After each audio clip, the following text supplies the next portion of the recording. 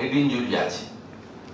সব মিলিয়ে পশ্চিমবাংলার আজকের নির্বাচন রক্তাক্ত নির্বাচন হয়েছে।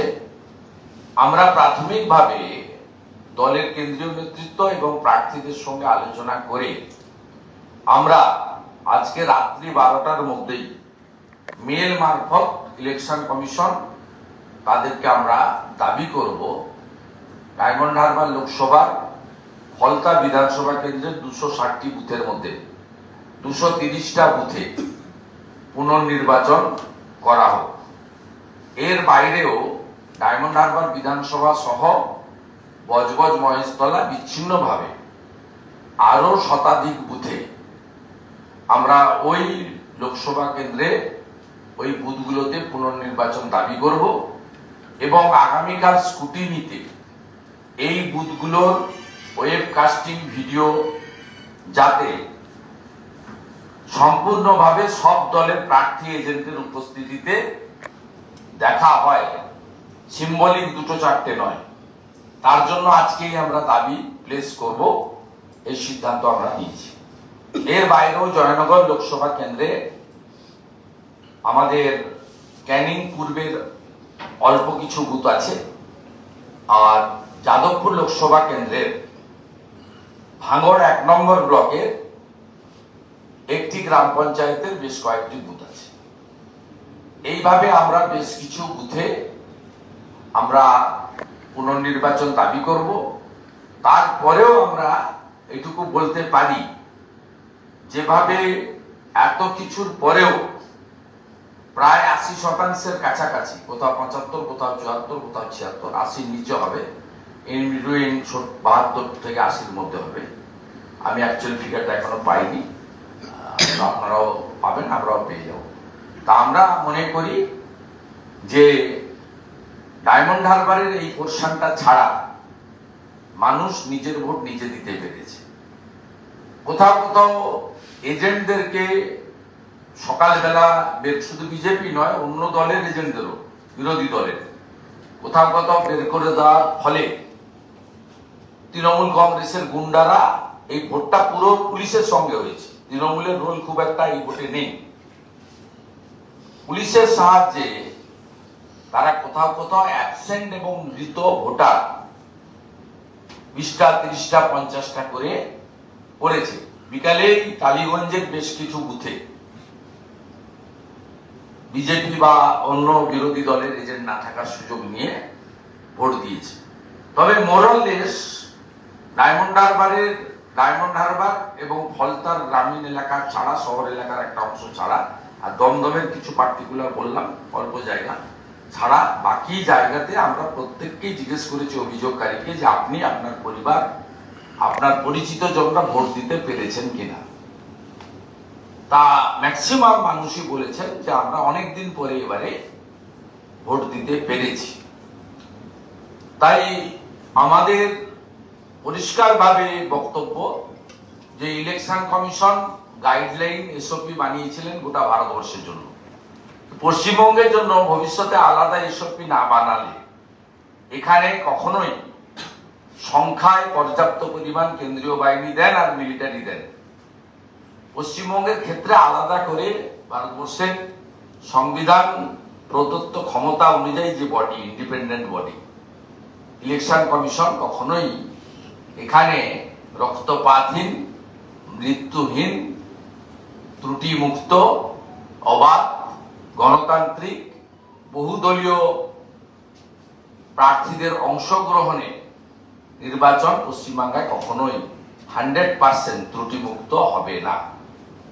তাই ইলেকশন কমিশনের কাছে আজকের দফার ভোট নিয়ে ভারতীয় জনতা পার্টির পক্ষ থেকে সুনির্দিষ্ট আবেদন, যা লিখিত আকারে আমাদের দল আজকে জানিয়ে দিবে কয়েক ঘন্টার মধ্যে।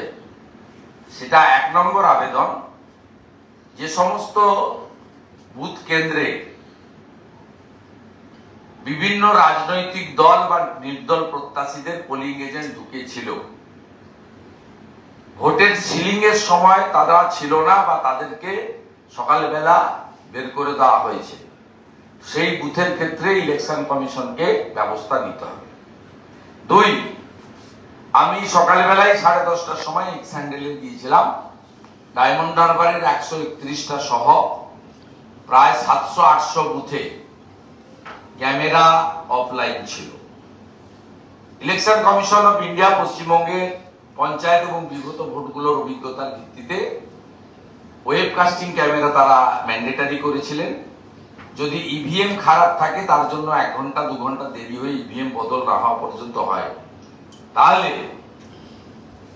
আমাদেরকে ইলেকশন কমিশনে যেদিন আমি, মাননীয় শিশির দা এবং জগন্নাথ চট্টোপাধ্যায় গিয়েছিলাম বেবি ফরিয়েস্টাডে, সেদিন বলা হয়েছিল সুন্দরবনের কিছু শ্যাডো জোন ছাড়া সর্বত্র ওয়েবকাস্টিং ক্যামেরা থাকবে এবং চালু রাখার গ্যারেন্টি আমাদের। আমরা যখন তালিকা চেয়েছিলাম শ্যাডো জোনের, election commission CO mister Ali Jaftar আমাদের জানিয়েছিলেন যে একটাও শ্যাডো জোন নেই, আমরা সব জায়গায় অল্টারনেট ব্যবস্থা করেছি। তার মানে এই যে 700-800 বুথে, যার মধ্যে 131টা শুধু ডায়মন্ড হারবারে, এই বুথগুলোতে কেন ক্যামেরা দীর্ঘ সময় ধরে নন ফাংশনিং থাকলো, এর তদন্ত করে যথোপযুক্ত ব্যবস্থা ইলেকশন কমিশন নিক বিফোর কাউন্টিং, এটাও আমরা দাবি করব। এবং পরিশেষে এত কিছুর পরেও যারা নরেন্দ্র মোদীজিকে তৃতীয়বার প্রধানমন্ত্রী করার জন্য আর পশ্চিমবাংলায় এই জঞ্জাল মুক্ত করার জন্য, পশ্চিমবাংলায় গণতন্ত্রকে প্রতিষ্ঠিত করার জন্য একটি রাষ্ট্রবাদী ডবল ইঞ্জিন সরকার তৈরির লক্ষ্যে বিধানসভা নির্বাচনের আগে লোকসভা নির্বাচনের গণতন্ত্রের এই মহোৎসবে অংশগ্রহণ করেছেন এবং ভারতীয় জনতা পার্টিকে সমর্থন করেছেন, তাদের প্রত্যেকের প্রতি আমরা কৃতজ্ঞতা জ্ঞাপন করি। এবং 4 তারিখে নরেন্দ্র মোদীজি তৃতীয়বার প্রধানমন্ত্রী হচ্ছেন, সবাই জেনে গেছে। আসুন ওই দিন আমরা অন্যের বিরক্তির কারণ না হয়ে নরেন্দ্র মোদীজিকে তৃতীয়বারের প্রধানমন্ত্রী করা সেলিব্রেশনে বা মহোৎসবে অংশগ্রহণ করি। বলছি এক্সিট পোল শুরু হয়ে গেছে, বিজেপিকে দেখাচ্ছে 21 থেকে 25 এরকম, এটাকে কতটা আপনি গ্রহণযোগ্য বলে মনে করছেন? আমি বারে বারে বলেছি, ভারতীয় জনতা পার্টি আমার ব্যক্তিগত মূল্যায়ন, কারণ আমাদের নেতারা, আমাদের সবচেয়ে বড় ক্যাম্পেনার ছিলেন যশস্বী প্রধানমন্ত্রী। তিনি বলেছেন আমি 42টা লোকসভা কেন্দ্রেই মানুষকে আবেদন করছি। তিনি প্রেডিকশন করেন, আবেদন করেছেন যে সবাই ভোট দিন। এরপরে তো আমরা বলতে পারি না যে 40টাতে আমরা জিতবো, 41টাতে জিতবো। আর আমাদের আরেক অভিজ্ঞ নেতা, প্রাক্তন সভাপতি যশস্বী স্বরাষ্ট্রমন্ত্রী, তিনি বলেছেন যে তার অভিজ্ঞতার ভিত্তিতে যে আমার 30টা পদ্ম চাই, মানে 30 জন এমপি চাই, তাহলে তাড়াতাড়ি পশ্চিমবাংলায় মানুষকে আমরা এই জঙ্গল রাজ থেকে, এই অত্যাচার থেকে, দুর্নীতি থেকে, এই ভ্রষ্টাচারী পরিবারবাদী একটা কোম্পানি, পুলিশ নির্ভর একটা পার্টি, আইপ্যাকের মতো চিটিংবাজদেরকে যারা আমদানি করে গোটা রাজ্যের রাজনৈতিক ব্যবস্থাটাকে কলুষিত করেছে, এই জঞ্জালটাকে আমরা সাফ করতে পারবো। 30টা পদ্ম চাই। এরপরে একটা ইলেকট্রনিক্স চ্যানেলে আমার ইন্টারভিউতে আমি বলেছিলাম যে তারা আমাকে জানতে চেয়েছিল আপনার সংখ্যা কি, যেটা আপনি আজকে জানতে চেয়েছেন। আমি বলেছি, এখনো বলছি, এত চুরি চামারি করার পরে, ঘাটালের কেশপুরে চুরি করেছে সবাই জানে, আজকে ডায়মন্ড হারবার কার্যত লুট করেছে। কি করেনি বলুন? বিজেপির পদ্ম ফুলের উপর স্টিকার লাগানো,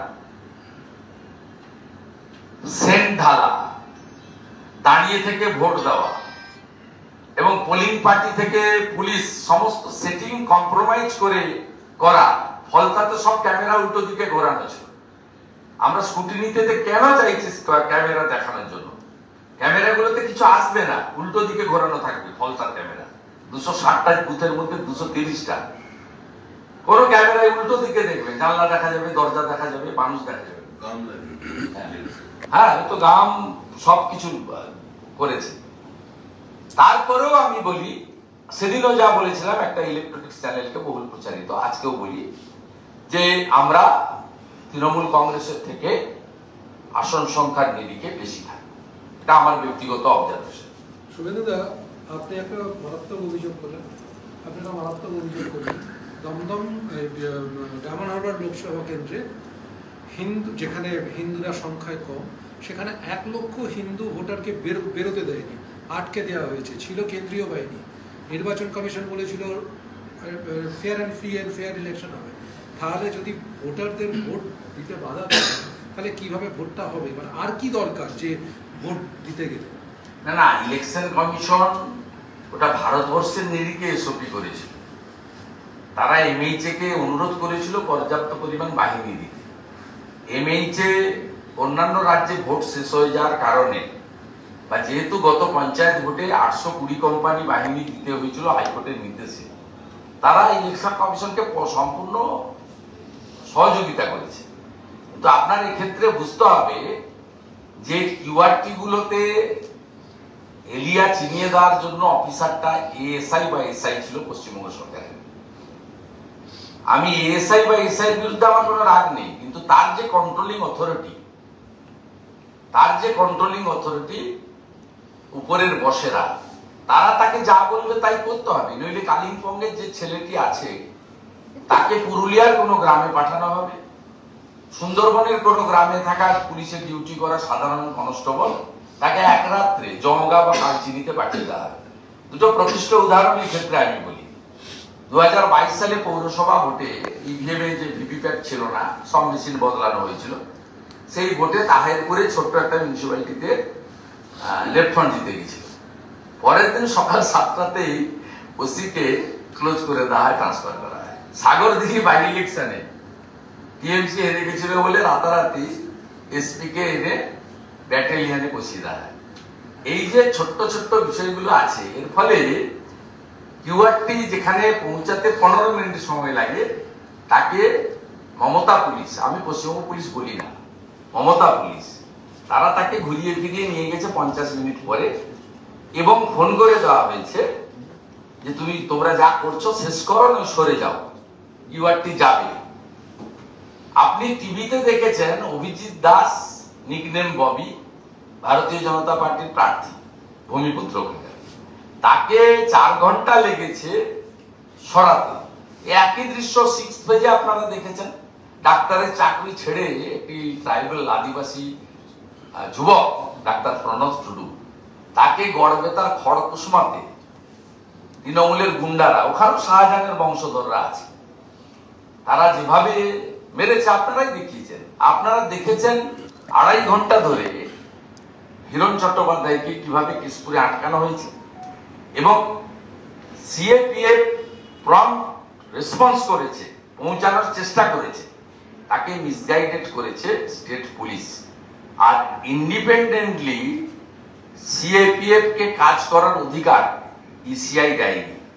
ইসিআই যে দুজনের চোখ দিয়ে এই ইলেকশনটা দেখছিলেন, সিও কে বাদ দিলে, একজন হলেন স্পেশাল অবজারভার মিস্টার অলোক সেনা আইএস, উনি মানে টু সাম এক্সটেন্ট চেষ্টা করেছেন, আমরা রেসপন্স পেয়েছি।